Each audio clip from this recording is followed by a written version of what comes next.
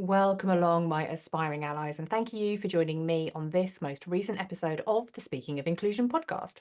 Now, today I am joined by Vicky Quinn Fraser, and Vicky is a book coach, book writing coach, and she specialises in non-fiction writers. So she is really passionate and purpose-driven when it comes to making sure that your voices are heard. And when she says your voice, she means everybody's voice. So she's particularly interested in how do we give voice and space to people from underrepresented and overlooked backgrounds so that we can really learn from people who have perspectives that are different to us. And as you will know, that is right up my alley.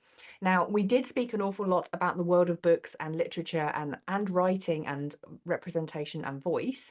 We also did delve in how to use some of those tools and techniques that Vicky uses in her book coaching in the world of work, so in the organizations that you work in for HR and C-suite leaders. And she's got some really practical tips that you might want to try that are a little bit different, but a little bit challenging in a good way. So I'd be really interested to hear your feedback on that.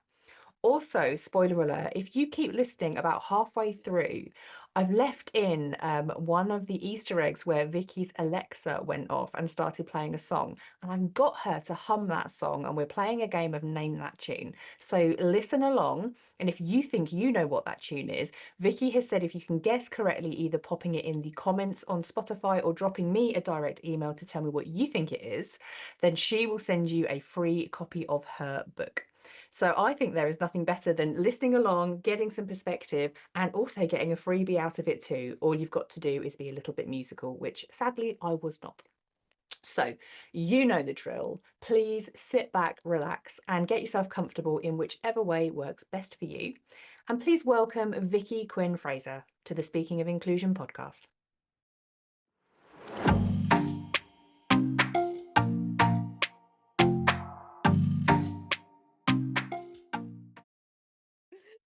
But no, I loved meeting you at Dave's workshop properly though. That was really cool. And then our conversation afterwards was lovely. Yeah, absolutely. And actually, I have to be very thankful as well for you introducing me to the fantastic book by Deborah Frances White about the 6 conversations. So good, isn't it? Scared to have. Oh, brilliant book. So, okay, so that's immediately going in the show notes, actually, isn't it? About a recommendation for people to go and read, Yeah. because it's such a good book. And I'm only part way through it currently. I haven't finished it, so I need to get. To be honest, I got distracted by some telly I needed It watching, and I've been happens. prioritizing telly consuming, which I need to stop doing now and get back to my books. Um, but yeah, I think that was such an awesome book. And it was one of those moments where I knew in those conversations, I thought, oh yeah, okay, all of the stuff that you're talking about and the way that you have been approaching even what you do in your work around, book coaching and writing micro books and helping people to get the word out. Your approach is very different, I think, to a lot of what else I see out there. And I think that's because you come at things with a very different perspective. And that is interesting and intriguing to me. Yeah. Well, I think I do, because I don't think there are, I don't know. I don't like I'm saying things that I have no evidence for, but I don't think there are that many like neurodivergent book coaches out there, to be honest. And yeah, because I got diagnosed with ADHD a few years ago. And then literally last week, I finished wenting. I'm a writer, I write for a living. I finished going through an autism assessment as well, and so I've just been diagnosed autistic too. So that's like, and I just think that that's really interesting because it means that I bring, obviously I'm like in my mid, how old am I? I'm 46, so I've spent like my entire life trying to navigate a world that is just not built for my brain and the person that I am. And so I've got all of these I've got all of these like abilities and skills and coping mechanisms that I've built up over the years, and I just think that's really useful because I bring them into like how I coach other people to write books. And I don't like, you probably already know that I would say weirdos flock together. We do, like, all of my, and I say weirdos in a like reclaiming that word kind of way, because I am weird according to the normal world. I've always been told that I am, and I'm kind of fine with that because like that's more interesting. But yeah, so neurodivergent people tend to kind of flock together, and you get these little herds, like the herds in Jurassic Park, where it's like, oh, look at them, they are all flocking in that direction. And so yeah, I just feel like it's been really useful. It's been useful. Awesome. And how with you saying like those kind of diagnosis journeys that you've been on, how are you feeling about receiving that diagnosis being 46? Like, was Um, it a surprise, I guess, is the first question. yes and no. The first time somebody mentioned to me about being autistic was years ago, and my initial reaction, because I knew nothing about any of that, my initial reaction was like, "How dare you?" Because to my mind, autistic people were Rain Man, because that was all we'd seen, that was all we'd been Yeah, shown, and the that only was exposure as a society. Yeah. right. And that's part of the reason, by the way, that I do the work that I do. But yeah, so I was just like, "What? No, like, what are you talking about?" And then I kind of got to know a little bit more, and even then I was like, well, this is for little boys, and like there was no diagnosis stuff when I was a kid, and as a girl anyway, I just wouldn't, it wouldn't have been picked up. Mhm. Same for the ADHD. And so I don't know, it's interesting because I've kind of gone from that's ridiculous and being a little bit insulted, and having unpacked all of that stuff over the past few years, and realized that there are lots of different ways to move through the world anyway. But then the autism diagnosis, I don't know, literally happened less than a week ago, so I've put it in a box over there, and I'm just kind of gonna think about it. But the ADHD thing was just like, it was a surprise and it wasn't a surprise, because I had kind of started asking, again, somebody had said a few years ago, "Well, well, you're ADHD, aren't you?" And I was like, "What? No." um, and then I'd started asking questions of my husband, who is amazing. And I'm like, "Well, doesn't everybody do that? Doesn't everybody like?" And he's like, "No, that's like, no, you're odd in like the most beautiful way. Like Yeah. you are odd." And I was like, that's really interesting. So I started kind of reading and doing a lot of research, and I was like, I'm talking to people and being like, oh, well, all of these things that I have to do to function. It's like, no, most people don't have to do those things. And so it was a relief. It was a real Mm. relief when I got the diagnosis, because I just had spent most of my life thinking that I was a complete shambles, and shit human and all of that stuff, because I've also done stuff in my past as well that I am not proud of, and getting the diagnosis in no way excuses it, but it does explain it. And it's really it's a relief to be able to let go, or start to let go, or try to let go of some of the shame that kind of goes with that. Mm. Because it's like, if I had known, maybe I could have prevented the the things that happen, the things that I'm not proud of. Maybe I wouldn't have got fired twice, or maybe I would, I don't know. And yeah, so it was a real relief to know that actually I'm I'm not just shit. And that there's a lot of stuff that I understand about myself now. And like I said, I don't want it, it's not like, it doesn't excuse bad behavior, because there are plenty of neurodivergent shitty humans out there. Looking at you, Elon Musk. I don't know if you want to like delete that. Well, let's just say there are people that behave in a shitty way, and that has got nothing to do with the way that their brains process stuff. Like, it's Exactly, their moral exactly. compass or their values and the way they see the world. Like, it's a different thing, right? Exactly. And that's a really good correction as well, because it's like, it's not that I think almost nobody is a shitty human, but it's like, yeah, it's the behavior that is just Yeah. like, yeah, it's the behavior. And so yeah, it doesn't excuse any bad behavior, but it does explain some of it. Yeah, and I think when I heard you talk there about like your own feelings about yourself in the way that you had been navigating your life, like I don't think that's uncommon from what I've heard of, or from the people I've spoken to who have received diagnoses. Like, they kind of have gone through this whole loop of like almost like, yeah, like that rejection and that shame, as if like, well, we don't know enough about it, and now I've been given a label of other, and I'm like, I don't, what do I do with that? And then once you start to unpack it, like you said, then actually seeing it for what it is, as it's different, but not like a bad difference, just different. And actually, I think it's brilliant actually that more and more people are having these conversations, so that we can suck that stigma out of it and just Yeah. let people be free with, yeah, okay, that is my particular difference. um no one is like, nothing is better or worse than anything other. This is just how I'm experiencing the world. And now Mm. I can start to not get so hung up on about the fact that actually it's not me, it's the fact that the world is not designed for me, and that makes my life really damn hard. And yeah, and like, maybe, yeah, like you say, I've been fired, maybe I would have still been fired, maybe I wouldn't. we'll never know, but at least it helps me get my head around the fact that, okay, maybe I wasn't behaving in line with people's expectations because I didn't get it. You know? Yes. Yeah, 100%. And it's really interesting to like, because one of the things that I've always pushed back against is the disorder part of the diagnosis is like attention deficit. Apart from anything else, it's not a deficit, that is a misunderstanding of anyway. And then the disorder part is like it's not a disorder, it's a difference. It's a different, and I've heard people describe it as being like an Apple processing system and an Android processing system. And that's not a bad way to look at it because it's Yeah. just like different ways of seeing the world. And the same with like autism spectrum disorder. It's like, no, it's not Yeah. like we're not, it's like you said, it's different, not wrong or broken or bad Yeah. or any of those things. And I was talking to a friend of mine who's a lot younger than me. She's her mum is a couple of years older than me, so she's a lot younger than me, and I was talking to her, and she was just like, oh, it's interesting. She's asking me how I felt about it. She's like, I don't see the need to have a label like that, and I was like, that's really cool, and I love that for you, and you haven't had a whole kind of like, you're from a different generation, literally, and you haven't had that lifetime of kind of wondering. And I actually think that's a really good sign that she has felt accepted enough to not need it. And it's like, I hope that in like a couple more generations, people won't be being like diagnosed with ADHD and autism. It'll just be like, oh, these are all the types of different people. And how can we build a world that suits everybody, that suits every neurotype? And so I actually think it's because I can get a bit like, oh, people are like, oh, why do you want a label? And it's like, actually, I don't. Like, I would love for it to just be like, this is people being Yeah. different. Like, that would be really cool. That's the goal. Yeah, if difference was accepted, it wouldn't be required. And you know that I love that you've said that as well, because that is a conversation I have frequently. And whenever I do kind of webinars and stuff, 9 times out of 10, it is a question that gets asked, which is why are we being so divisive? Doesn't having these labels create more of a divide than it does?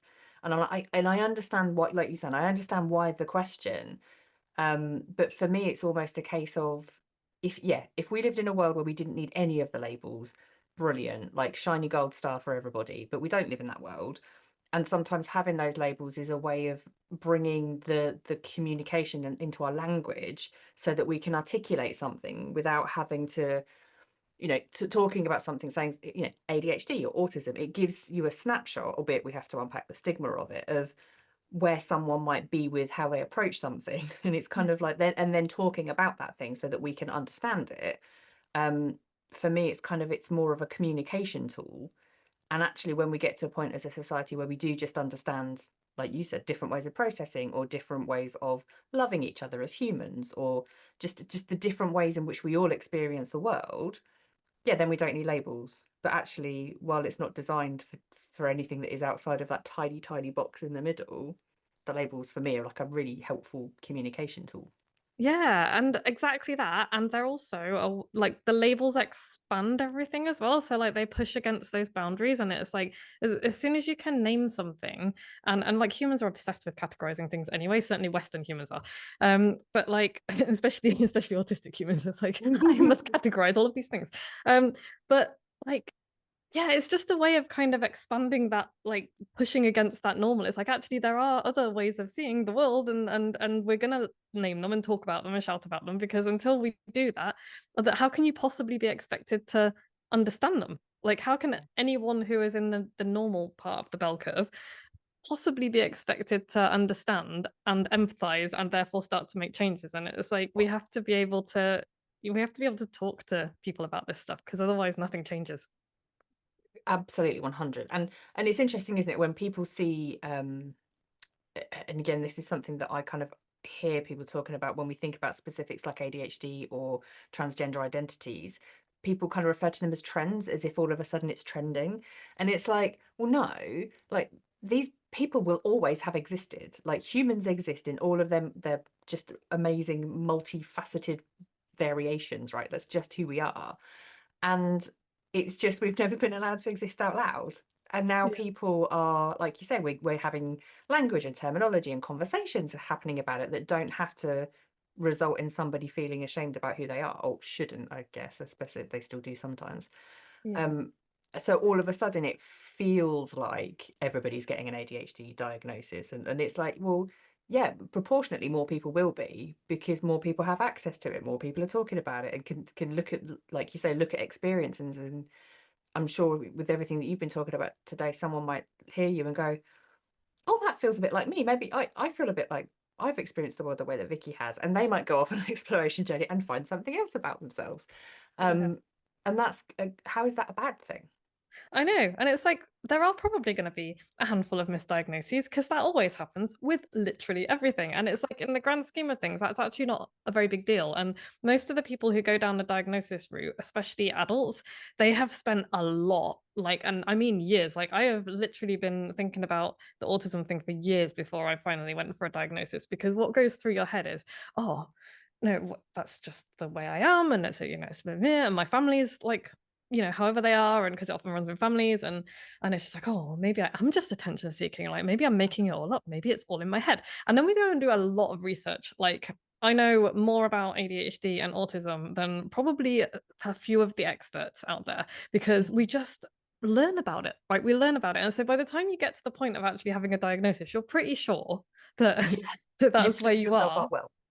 Yeah. And you know, there are other like ways of being and conditions and whatnot that can look similar and blah blah blah. So it's like and it can also be really useful to not get diagnosed and be like, well, actually, maybe, you know, maybe you're bipolar, or maybe you are like, I don't know any of the other terms, so I'm just going to stop there. But you know, like all of Yeah, those all of those things, and it's like, oh well, maybe you're not just anxious, because anxiety is a symptom of all of the shit that you know mm, you have to deal with and all of that stuff. So it's actually it is a good thing that people are kind of coming out of their holes, yeah, and you know, it's people are feeling safer to be able to talk about it. Like you don't, yeah, most people now, certainly in this country, thankfully, don't feel like they have to hide the fact that they're gay anymore. In a few years, I'm hoping that transgender people won't need to either, although that seems to be going fucking backwards. So yeah. The pendulum keeps swinging on that one, and yeah, it's kind of swinging further and further in the right direction, but it's like, yeah, yeah, so all of these, we need to talk about these things, because